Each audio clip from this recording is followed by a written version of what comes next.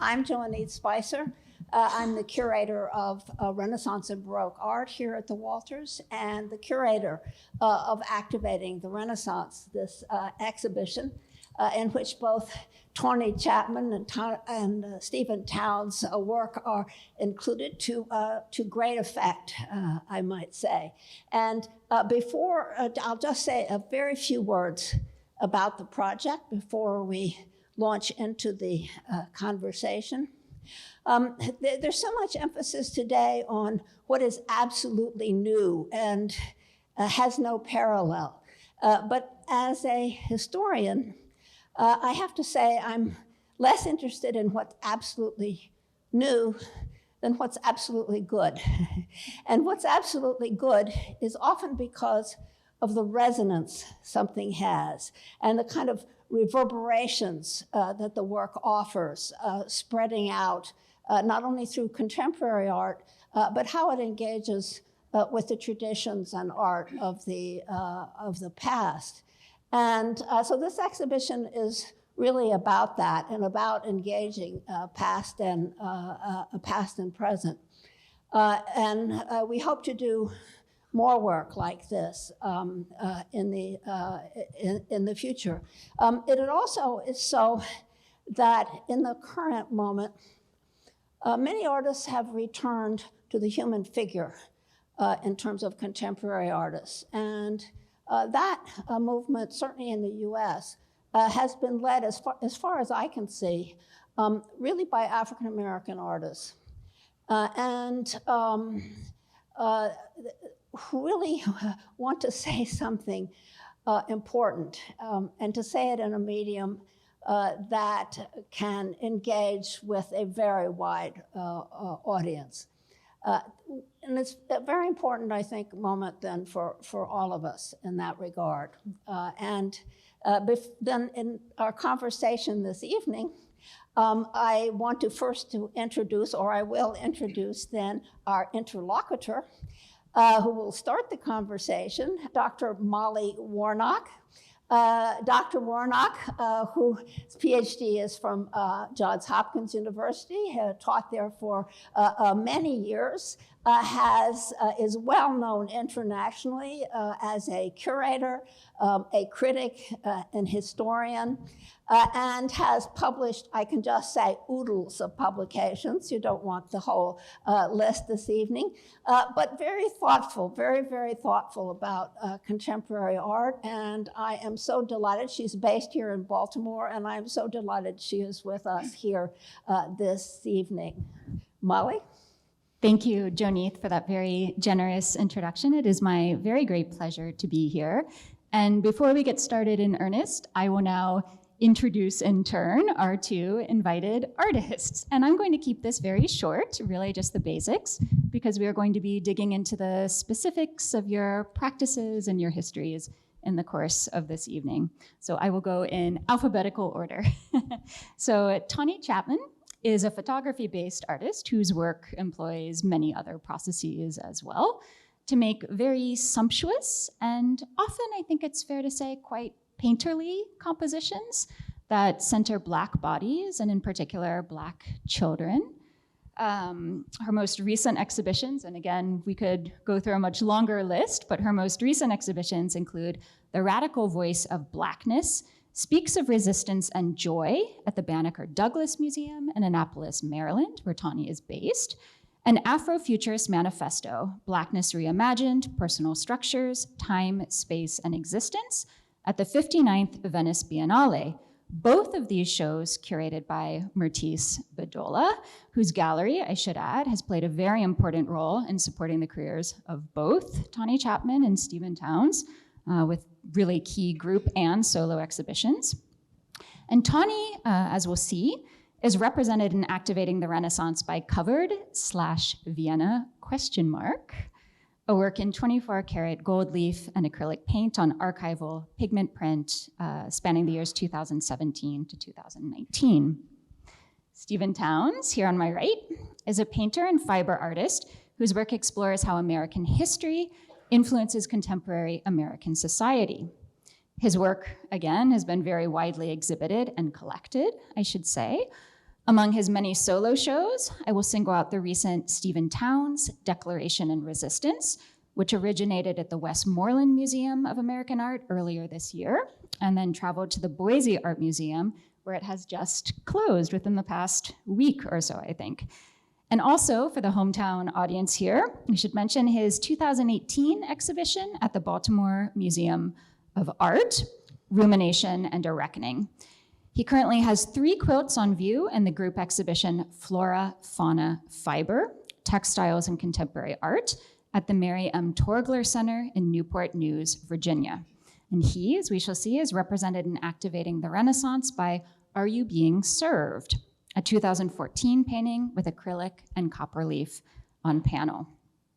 And so, Tawny, Stephen, I want to begin by asking you a very large and I think open-ended question that you should feel free to take in whatever direction is most fruitful to you. We are gathered here on the occasion of an exhibition entitled Activating the Renaissance. And the wager of this exhibition clearly is that works of contemporary art can help us to understand works of the past in a new way, which is to say also that the past is not simply a closed book, a written and settled history, but contested territory. There are new things for us to discover there. And at the same time, one might hope, posing new questions to the past opens up new possibilities in the present. So my question for both of you is, what is at stake for you in taking up this wager? How does your work activate or address or use the past? And what past? And you can see this both as a question about the terms of this specific exhibition and your contributions here, but also the broader contours of your practice. So I think for me, I guess a primary reason that I began to create the work that I was creating was mostly due to absence. I remember walking in museums with my children, walking for what felt like forever before we finally came across faces that looked like ours, like our family members. And when we did, we were either depicted as background or other. And so I am not necessarily recreating the past, but more so reimagining it. Mm-hmm. And so this piece here, the gold, it's obviously influenced by Gustav Klimt and his golden phase. And in remembering when I first saw his work, I remember that it stopped me in my tracks. I gasped. I wanted to know what the work was about. And so that is also what I'm looking to evoke in a viewer of my work. I want you to stop, but I also want you to want to learn more about the work, more about the issues that I'm speaking about in my work, such as the policies that restrict Black women, Black children from wearing our hair and natural hairstyles that we celebrate in our culture, but we're not allowed to wear to schools and to work. And so drawing from the past in that way, I'm creating something that's more meaningful to me and relatable. Mm-hmm. And so I guess that to me is more so how I'm drawing from the past. So it sounds as if it's partly a story of using, in some sense, familiar effects to new ends, mm-hmm. to make them accommodate a new kind of content. Yeah. But also, by virtue of doing that, calling attention to omissions and lacuna definitely in the established canon mm-hmm. of Western art history. We'll come back to the use of gold, which I know is very important for you. I'd like to hear what Stephen has to say. So for me, I think the past is sort of where my mind has always been, because I'm originally from Charleston, South Carolina. It's sort of one of the main routes of the slave trade. And I remember in elementary, middle school, like taking trips to plantations and to the slave mart in Charleston, South Carolina. So it's always sort of been there. And I think like I never really sort of thought about it or put it into context until I came to Baltimore. I came to Baltimore in 2008 during the economic crisis.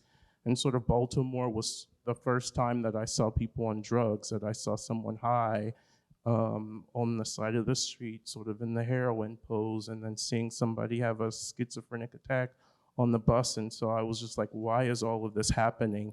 And for me, that was sort of the point where I had to reach back in history, of course, the 80s during the crack epidemic, but also sort of slavery and pre-slavery and Civil War, and sort of how Baltimore and Maryland was sort of that gateway. And all of these complex things that have happened have sort of influenced how life is today. And that's when I started really sort of looking at history and using history to influence my work. And so that's why, that's one of the main pieces that I worked in an exhibition called Co-Patriot. And Are You Being Served? You see this guy holding this milk and this honey in his hand, asking Black Americans, have they been served their 40 acres and a mule within sort of American history? And I think for a lot of us, the answer is no. And I think looking at these two installation views in succession, many of us are probably noticing some of the more striking similarities between your contributions to the exhibition. This has already come up a little bit in Tawny's answer about the use of gold leaf. Stephen, in your case, it's the use of copper leaf. These very distinctive grounds that you've both deployed for your contributions. Could you take us a little bit more into the act of making these works, telling us a little bit more about the fabrication process, the choice of materials, the significance of those materials and processes for you? So I am a photography-based artist. The work usually begins as photographs that I've taken of mostly my children, my nieces, my nephews, friends, family friends. And then after a portrait sitting is complete, we go through the post-processing. And so often I'm elongating their form that is influenced by Byzantine art. And after refining and printing, I spend, I don't know, a very long time, maybe 2 months, embellishing the work with 24 karat gold leaf, acrylic paint. And originally when I began to use gold, I didn't really understand or know. I knew how it made me feel when I saw it, but I didn't really understand the historical use of it until I really began researching it. And historically, gold is reserved for those of importance. When you see gold, you know that you are to look at this person as important, as special, as precious, as valuable. And so that's what I'm saying to my sitters. A lot of the times when I'm working with a set of emotions, something that has bothered me, something that I'm responding to, a Black child being sent home from school because they were wearing extensions, and so on. And so as I'm embellishing and upon completion, I'm saying to my sitter and I'm saying to the viewer, this person is valuable, this person is precious, this person is important. And so for me, that is the role that gold plays in my work. And it seems to me that you're saying that as well with the sheer amount of time And that's involved in this process. Yeah, it's a very, very labor and time intensive process, which Stephen, I gather, is also the case with your practice. Yeah, mine takes a long time, which is a blessing and a curse because I have to spend so much time making the work. I usually start off with the photograph, and from that photograph, I create a painting, and then I paint the painting in acrylic, and then I go over it with gold or copper leaf, well, fake gold. I don't use the real stuff with mine. And then I finish the painting. This one is called Portrait of Betty Simmons, and it's based off of some stories that were collected by the Works Project Administration from formerly enslaved people who were now free. But for me, gold is just the idea of regalness and resilience is something that I always want to show in my work. I didn't grow up going to museums, so I didn't even have that experience of going to a museum and having to worry about seeing an image that looked like me. In fact, I don't remember going to a museum until I was in college. And so when I was in college, a group of students were working on a recreation of the Ghent altarpiece. And that was the first time that I was interested or introduced to gilding and using that in my own work, and the idea of religious iconography, and sort of co-opting it for my own work. And that might even be true on a certain level of your use of panel painting, which of course is a very old technique, right? If I understand correctly, you prefer to paint on wood panel as opposed to canvas. Yeah, I started out on canvas, but for me, I like the permanence and the feel of wood panel, and sort of like it relating back to old churches and old architectural buildings. And so it's very important for me to use that material in my work. And do you, like Tawny, have a close relationship with your sitters or your models? How do you come across your sitters? So in the beginning, I used sitters, but right now I'm starting to use a lot of archival images and archival photos for the work, because before my work was dealing with slavery, pre-Civil War, so there were no images of people that I was representing. So I would have to use people that I know that I worked with in my images, but now that I'm sort of out of that period, I'm using archival photos to recreate a lot of the paintings and the atmospheres that I create now. Another key, in this case, difference, I would say, between your works is the presence or the lack of presence of a frame.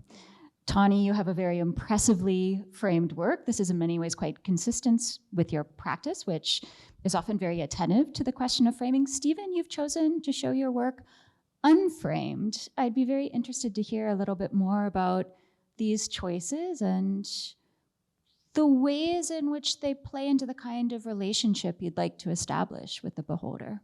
So I choose to frame my work in gold frames, and the frames play just as big of a part as everything else in my work. And again, it goes back to when you see someone framed in this way, you know, or you think that this person is important. And so when I first started framing my work in this way, the frames were frames that I collected from estate sales, from auctions. Even times I would purchase a frame that already had a piece. And so it was my way of removing that work from that frame and repositioning Black bodies in this frame that we were not included in. I believe I told Stephen this story. One of the antique frames that I picked up, my sister and I drove all the way to South Carolina. And we get there and the woman sees us and she's like, I'm not selling this frame any longer. And my sister's here right now. And my sister says, you know, she said she's not selling it any longer. So she is selling it. We drove 8 hours. She's going to sell it today. So I go in and I'm like, my sister said, she says, no, I've decided I'm not selling it any longer. And I said, no, we're going to sell it. You know, that's why I came here. You know, and she tells me, well, you're not leaving until, you know, your money clears and all of these things. And I'm just like, I have cash and we're going to pay you cash and we're going to get out of here. Well, I have to assume she Googled me like the gentleman that Googled me, that we picked up a frame before, and he told me he was so excited that I was going to put my work in this frame because it was hanging in his family's plantation home for forever. And so I have to assume there was a reason she didn't want me to have this frame. And so I say that to say, when we see these frames and when we see someone framed in this way, we automatically think that this is special, this is precious. And so it just ties into everything else that I'm looking to say with the work. And it does seem like a crucial fact that these frames are not just neutral devices, but they're coming to you with prior histories, with prior stories, that you're in some sense changing the narrative by literally inserting new content. Yeah, I think for me, sort of the thing is that I am a proponent of doing what you can with what you have. And for me, I just did not have the resources to have framing. If you're not an artist, you may not know that being an artist is very expensive. Getting supplies is expensive, getting canvases or panels is expensive, your time is expensive, especially if nobody's gonna buy what you're making. And so for me, like framing was also expensive, so that was sort of like, I'm not gonna be able to do that. And so I sort of went with the idea that I have to start using wood panels, I need to paint the sides, and then that will be the work of art. And the other thing that I like about making this work, especially using gold and metal and silver leaf, is that when these works are displayed, especially in a dark room, there is like this halo effect that comes from the light shining on the work and the work sort of reflecting. In this picture, you can see sort of the works reflecting on the floor, but if you were there in person, you could see that sort of glow of the gold emanating from the wall too. So that's why I don't frame. And like we had a conversation before, and you were talking about the conversation between the art and the frame, and that creates another sort of layer to the work. And because I spend so much time on other things, it's like I don't want to have that conversation with the frame right now. I'm just trying to make the work. But I admire artists who do and who spend the time to do that. But it was sort of just more of a practical thing for me of not framing things. But in a way, it seems to work very well with the work in terms of an increased sense of immediacy. And one of the things that I was very struck by seeing your work in the gallery space, so here's our installation view again, I found myself thinking a lot about the relationship of your painting to the one, not to the right, but in fact, to the left. And I asked for this little detail. So this is a little presentation scene that we see in the image to the left in the installation view. And you can see that we have these figures who are also, sort of making offerings, but everything is happening laterally. The figures don't make that sort of direct contact with the beholder, whereas in your work, we have that very strong sort of confrontational or presentational quality that feels extremely modern. Yeah, for me, and we were talking about this earlier when we were talking about the figure, we were mentioning how a lot of Black artists now are doing figurative work, and sort of my concept of that is like, we're doing figurative work because it's hard to think abstractly, because I want to prove that I'm in this space and that I'm here. And so one of the ways that I employ that is a gaze, like the gaze of the person that is being portrayed in the image. And this was one of my city arts crew here. This was one of the residents that lived in the apartment building where I was, and he posed for like 3 different paintings. This is part of a triptych. And for me, it's always making sure that there is that gaze, that the sitter is interacting with the person looking at the painting. Mm-hmm. They're like little windows for me. That's why it's very hard for me to make large, massive works, because I want people to look in that window. It's almost like looking in a mirror. Mm-hmm. Could we say a little bit more about that sort of new urgency of figuration and of abstraction in particular? What are some of the factors that you play into that, or what at any rate informs your own approach to your practice? Why is portraiture urgent for you?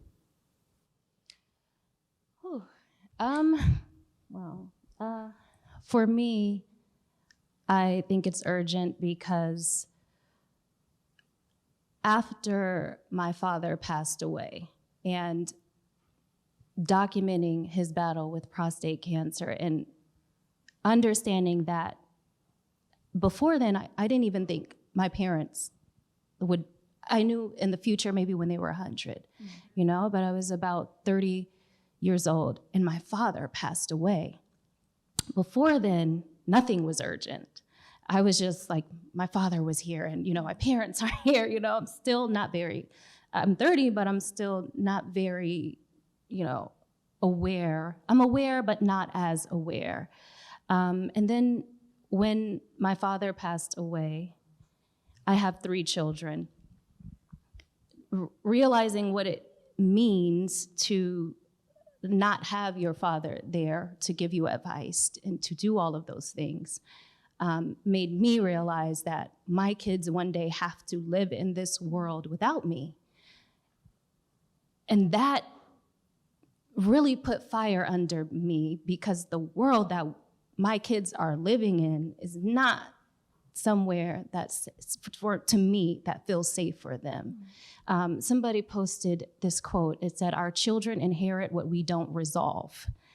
And that really just still sticks with me today. And so it became urgent for me, because I saw Black children being beaten by police, being killed, and the person that killed them is getting away with it, with a slap on the, just so many things were happening. It became urgent for me to say, hey, these kids are important, these kids are special, these kids are valuable. And that's where the urgency came for me, realizing I probably only have 40 more years on this earth, and I better do something to contribute to this world, more than just complaining and saying, hey, this isn't what I want for my kids and family. And Stephen, did you always feel a strong draw towards figuration? I think because I always sort of drew. It was the one thing that I was good at. I felt I was not a good verbal communicator. The way I could communicate was through drawing and painting. Like, I always drew. It was something that people encouraged me, and so I drew the people that that were around me, and so that's sort of why I've been drawn to it. But I've also heard you speak in our conversations about the ways in which portraying the human figure, portraying the human body, has been perhaps complicated by the surfeit of images that we're all confronted with daily on social media now, for example.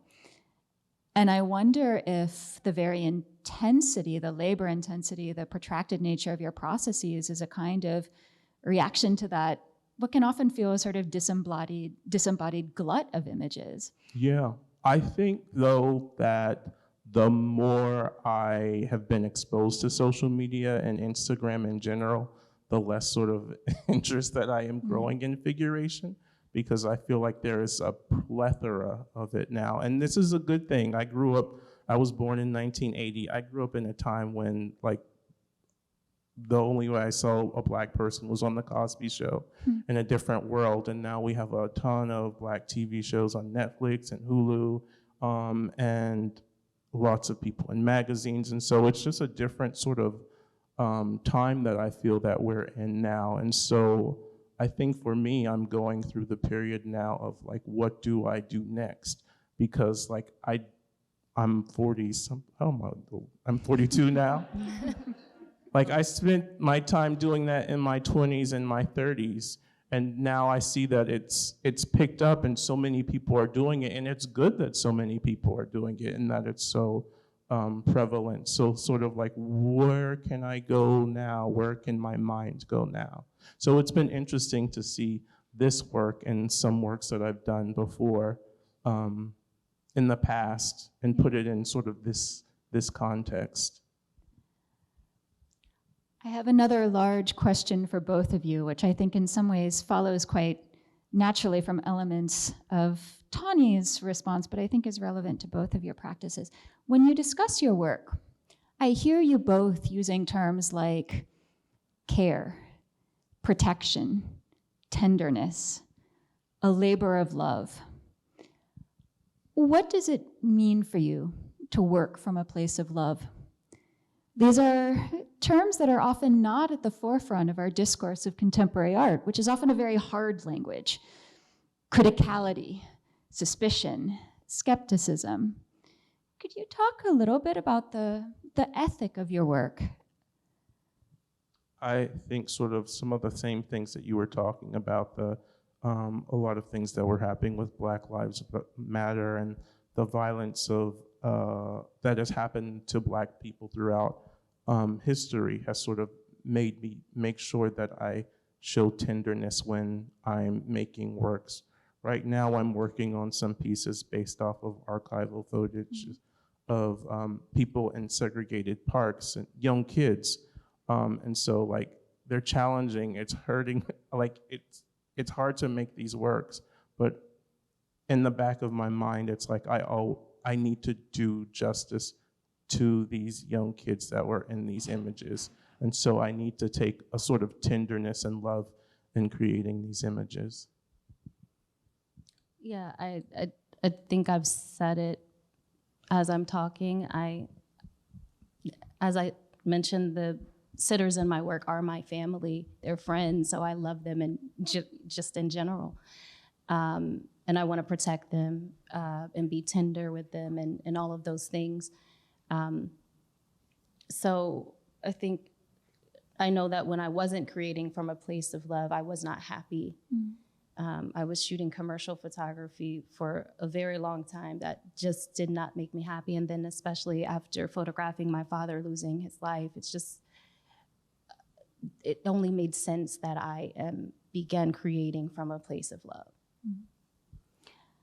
And yet at the same time, you're both doing what I would characterize as critical work. Yeah. You're calling attention to omissions, you're calling attention to lacuna. Stephen, your labor includes this massive archival research, an attempt to breathe life into the past that has come down to us in these often sort of black and white, decontextualized fragments. Could you perhaps talk a little bit more about the historical research side of your activity? Sure. So usually things start off with a podcast or a book, or me watching a documentary. I have some images of a latest quilt that I worked on. This piece is sort of a famous painting of someone sewing the American flag. I hear some people say Betsy Ross sewing the American flag. And it's always been an image that's been in my mind. And one of the things that I wanted to do with this image was figure out how can I incorporate the Pan-African flag into this. And sort of the thing that came to mind was Marcus Garvey, who created the Pan-African flag, and doing that research to create that history. And so that goes into the next image here. This is the final quilt of Marcus Garvey and the Black nurses sewing the Pan-African flag. So I take these bits of history and I incorporate them into the full work. You see Garvey and his wife, I think her name was Amy, both of his wives had the same name. And then the Black nurses that worked for his, Black Cross nurses that worked for his organization. And then you also see the Black Star Line in the background of that quilt. And so I just like to take these bits of history in order to sort of frame the context of where we are now. And Marcus Garvey is sort of an important figure who's become mythological, I think, now. And at the same time, the imagery places your own quilt within this much longer tradition of textile art, broadly construed.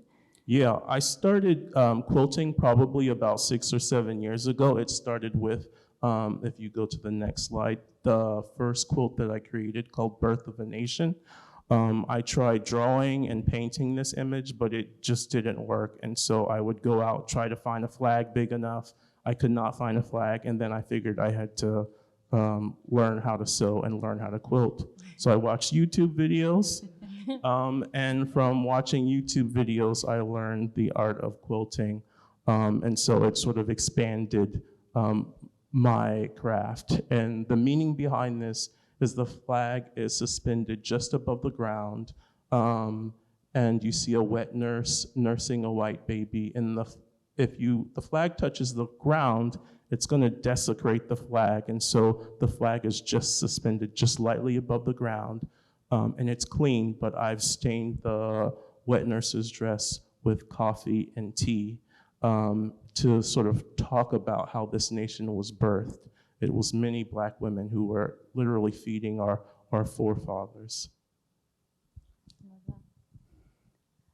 Well, I think it's about time for us to open the floor for questions. But if I might just ask one final question of our artists. If you'd like, are there particular questions or insights that you would like visitors to this exhibition to take away with them? Questions perhaps that have occurred to you in the course of reflecting on your work in the gallery, or observations that have occurred to you? I sort of want people to figure out how they fit into the work that they see in an exhibition.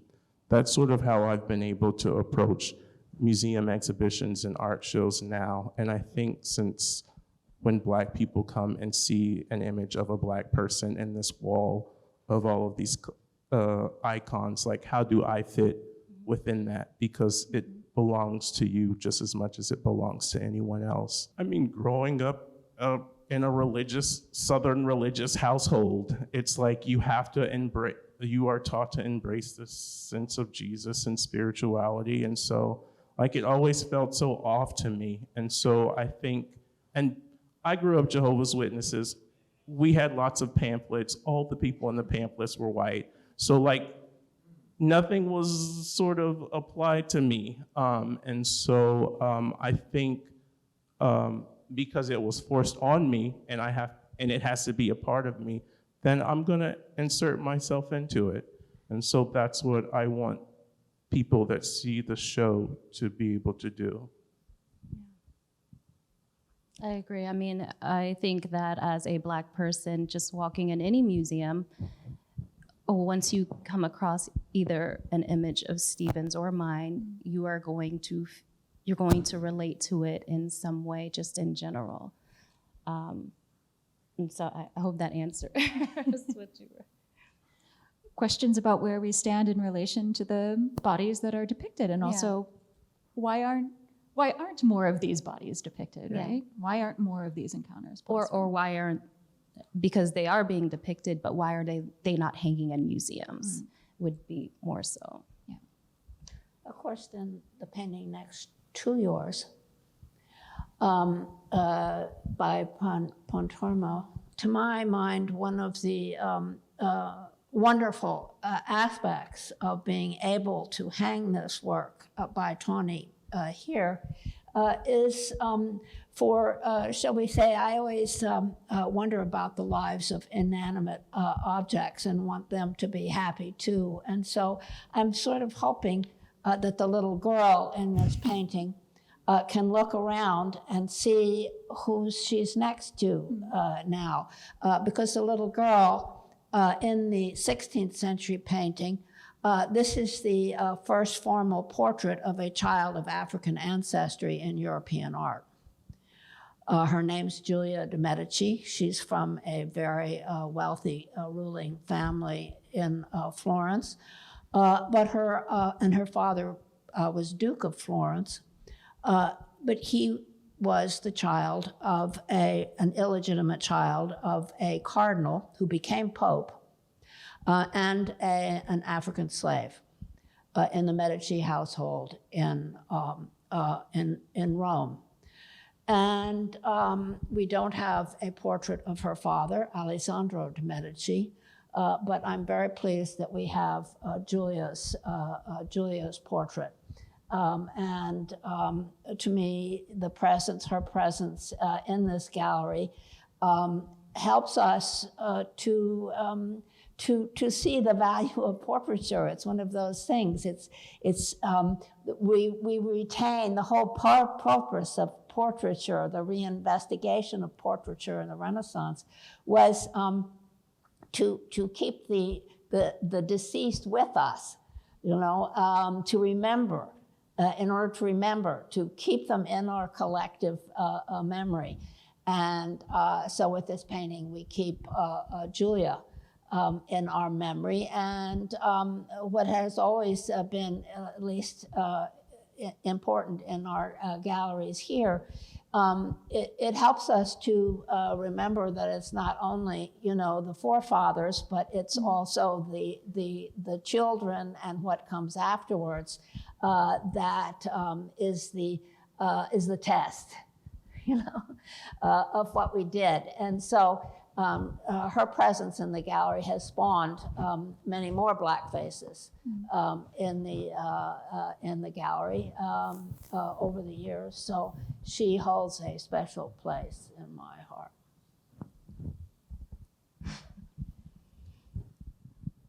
That So seems on that note, yeah, that seems like a good note on which to open the floor to questions. Does somebody out there have a microphone? Yes. My question is for Tawny. I am really curious about kind of what was your aha moment going from a commercial photographer into this particular line of work that you have created, because I know that I know you weren't happy doing that, but I'm sure that there are many steps that made you get there. And then one day you were like, this is it, I feel this. So what kind of led you to that? In 2010, my father was diagnosed with prostate cancer. And I asked my parents to come and stay with my husband and I and our children, and so that I could help take care of my father. And so my father and I agreed that I would photograph his battle with prostate cancer. We thought that he would survive. We thought that this would be a testament or encouragement to other Black men to take prostate cancer seriously. And I ended up capturing my father losing his life to prostate cancer.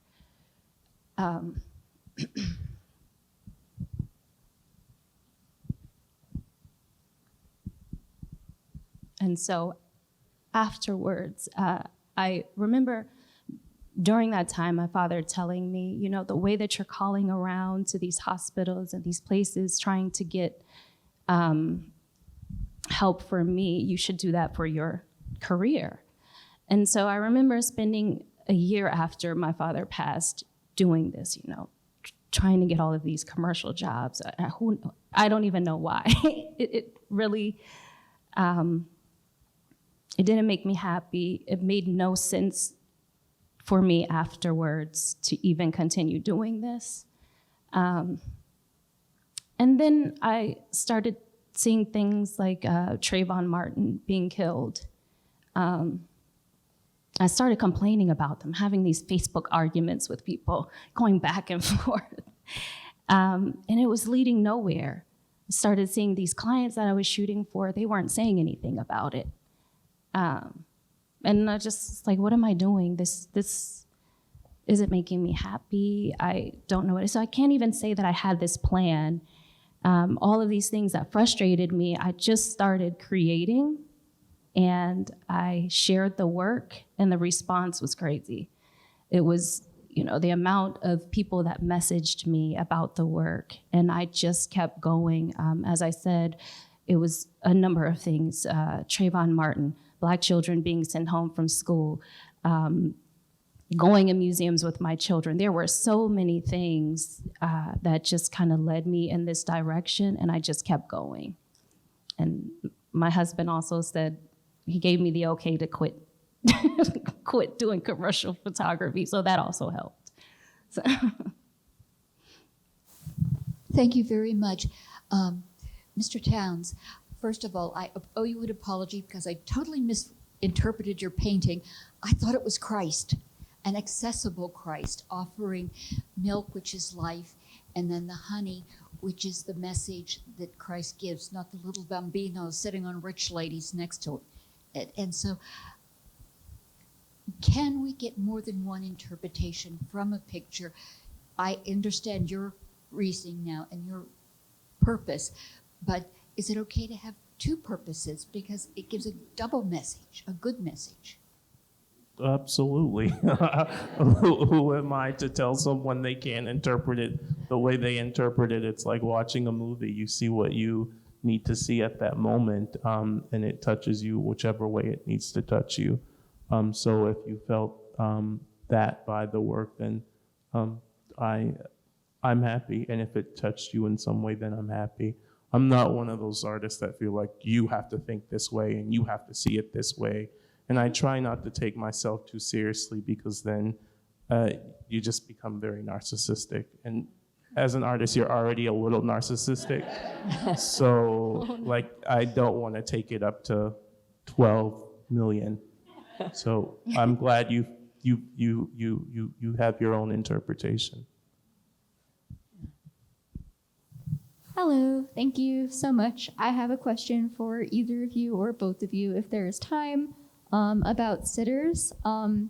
Have there been any, like, I was wondering if you could talk about like responses that the sitters have had when they see the final piece. And yeah, that is my question. I don't know why I'm still talking. Thank you. So my sitters are mostly my kids, so they have no response at all. My youngest daughter tells me this is it for her, no more.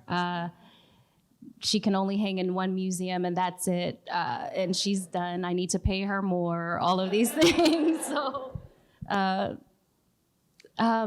the other children, yes, they are excited. They love seeing themselves in this way, but I don't really think, because most of my sitters are my family members, they are just like, okay, great, and then they move on. I mean, it's a little bit of both. Some people are excited and then some people are not. I think I used to do commissions for portraits and I stopped because there were like so many demands, and the way I see a person may be different than the way they see themselves. And so something that I think may be beautiful, the way their nose is crooked or the turn of their lip, they may see it as an imperfection in and of themselves. And so it's sort of a mixed bag whenever you work from life or when you're doing paintings of people. But then there's like always that image that is sort of, it's them. Thank you guys so much for being here. I work here at the museum. Anyway, my question is, have either of you done a self-portrait? And if so, why? And how did it make you feel? And if not, why? And where are they, if you did? So I did at the Smith Center for an exhibition that we did in dedication to my father. I did include myself in a portrait with my sisters. I didn't like it. And the piece is living with my sister because I don't want it to see the light of day again. Yeah, I do them. I have some in my house, and I do them to see like how my body ages and how I see like parts of my uncle in my face, or one of my uncles in my face, or I see my mother in my face. And I also do it because like you have to use your kids. Like sometimes it's just hard to find models, and so you have to often paint yourself. And so I do it in order to see how my body has changed throughout these years. Aging is something that happens to us all if we're lucky enough for it to happen. And so that's how I approach it, is just to see the wrinkles in my face, or how my face has gotten a lot plumper since I was young and spry. So that's how I approach like the self-portraits. This question is for both artists. I just wanted to ask how you feel we can activate the Black youth or the Black community to come to galleries and institutions. I think that we can have more workshops at museums that include them, that are specifically for them. And that's something that I always want to do. I'm not always successful at getting it accomplished, but I think that creating spaces that are especially for them, I think is a good way to have them come to galleries and spaces like this. I think they have to be forced, honestly. Like, I remember being a kid, I didn't want to go, I wanted to go outside. And I also when I had a 9 to 5, I was doing community projects. And so a lot of the kids had to be forced to come to these places. And you have your kids that are really interested in being into them, and then you had kids that weren't interested. And so, I mean, you force someone into a situation and then they figure out whether or not this is sort of for them. And that's what's happened for me. It's like, and of course they have to see more images of themselves. And if they're not, like, be honest and explain why you don't see very many images of yourself in the museum space. I agree. Kind of like how I forced my kids to come with me to these talks. And I often see art parents with their kids, and their kids are like, I don't feel like being here. But it's going to mean a lot when they're older and they remember that spending that moment with you. Thank you. That's what I tell them.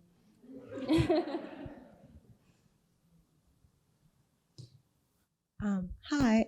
Okay, everyone can hear me. Thank you guys both so much for coming and such an insightful and thoughtful conversation first. It's been really amazing to listen to you guys speak about your work and kind of your past and your lives. So my question goes back to, I guess, what you guys have kind of a little bit been talking about, but the idea of like Sankofa, going back and learning from your past to reimagine that. So if you feel like your work relates to or how it fits into the context of Afrofuturism, but the idea of working with an old language to showcase a new world to shape a future world. And if you guys could talk to that. And then I kind of have a two-part question, and the other half is something different, but it's about the kind of relationship between fine art and craft, since you guys also work across mediums in many ways, if you guys can kind of talk to that relationship too in your work. So as far as Afrofuturism, I didn't even realize that I was creating Afrofuturistic work until her name is Dr. Tanisha Jackson. She asked me, she said, looking at your works, do you feel like your sitters are located in the present, the past, or the future? And I said, wow, so for me, they can't be located right now. They can't be in the present because the world that I envision for them is peaceful, is harmonious, it's safe. And so that isn't where we live. And so I think that is more so how I approach Afrofuturism, that I am creating work that's obviously based in the future, based on the world that I envision for my sitters, for my children, for Black children. And for me, I went to university for painting, and so I was taught a lot of, I was taught a lot of old classical techniques to paint, so that's how I approach my painting. So that's why I've always sort of done that since college. The question that you were asking about craft, so I'm 42, and I remember a time when it was very difficult for me to sort of show my work because a lot of my work was considered craft. And so it's been interesting to see sort of the tide and the way things have changed. And maybe this will end in a couple years or tomorrow, but sort of for now, it's like I'm gonna continue to do this while I can do it. And also there have been, there are more materials. There's more access to materials than I had before. I can't say that I even think about if I'm creating using craft, or I just create, so I don't even really think about that at all. And the interesting thing for me is like going to, my trip to Ghana, I took a trip to Ghana, and like things that we would consider art are just things that people make. So in the way, we're just making things, but we just are put in a different platform in a museum, but it's everywhere. So I'm actually, can you hear me? I'm actually Tawny's sister, and I love the question about how the sitters feel when they are sitting and like afterwards and they see the images. And Tawny has a amazing way of titling these images. So that's my son right there. He's the only boy all the way to the left, and he has autism. And the piece is called Let Him Grow, because we had so many like challenges with the school, a young Black boy, and I had to fight, right? And so now that he's growing and they allowed him to grow, it kind of, you see, like you asked the question about the future, right? Does she create images for the future? And then we got to actually see him grow and be able to excel beyond what any teachers thought that he could. And so his image right now is probably as big as this wall right now in a whole nother museum, right? And so when he gets to see it, it's kind of like breathtaking. And so he kind of walks with a lot more confidence. Yeah, he thinks he's really cool now. Yeah. And You can't tell him anything. Yeah, and he like speaks up for himself, and he's like, I am who I am, and I'm going to be who I want to be. So the art in itself is empowering, inspiring for young children. And then we get to show it at school. We get to send it to the teachers, right? So it's really awesome. And I'm also a sitter too, so it builds my confidence. And she's my older sister, and she just had to stand up and chime in where I left off.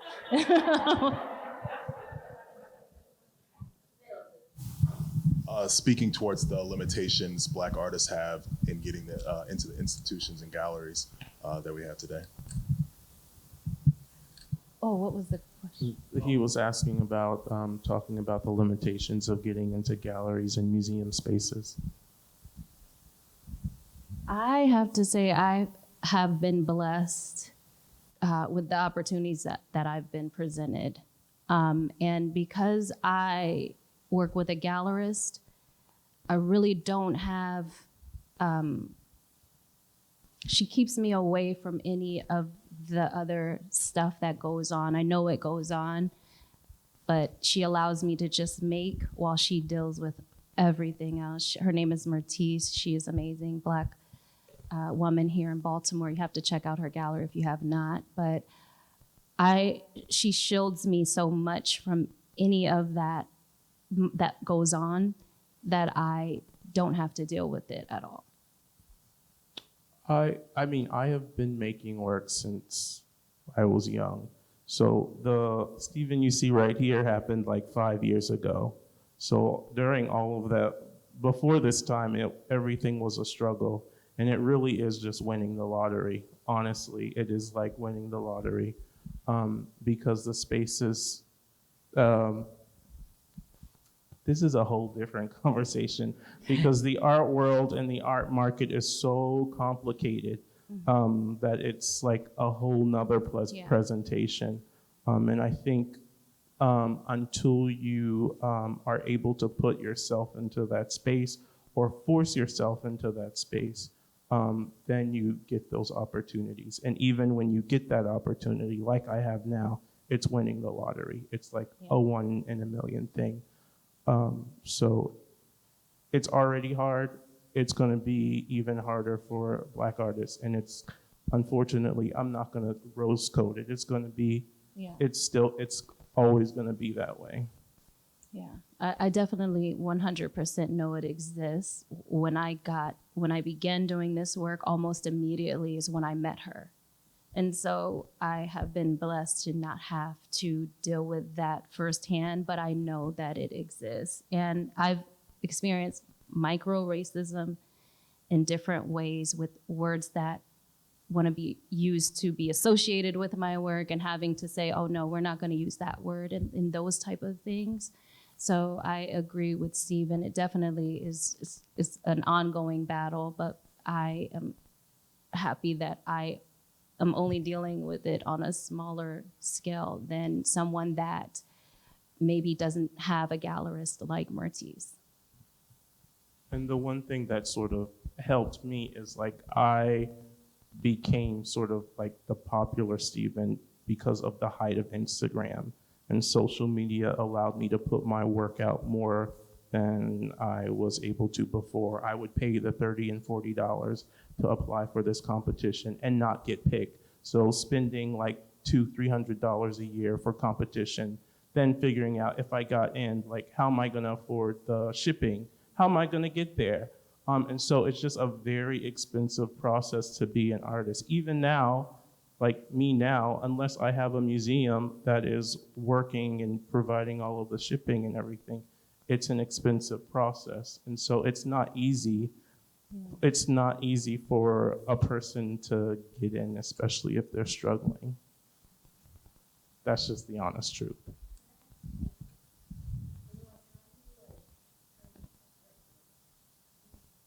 You get exhausted at times, you hurt at times, and then you get over it. It's not like a thing where it feels good all the time. A lot of it is just working hard. This past 2-3 months I've been working on pieces for a show have been a very difficult time in my life. And it's just, but I've worked 9-to-5 jobs my whole life. I worked in retail for 9 years. I worked at a store that didn't have air conditioning, and they always called me to do the hard work. And so, like, I'm happy that I'm not there, but it's a different kind of sort of rough period that I'm going through now. But I feel more in control of it than I did then when people had control of me. On that note, I would like to thank both Tawny Chatmon and Stephen Towns for this wonderful conversation, and the audience for your wonderful, stimulating questions. Any closing remarks, Joaneath? No, we're just delighted to see everybody. Please go up and see the show and come back for the next.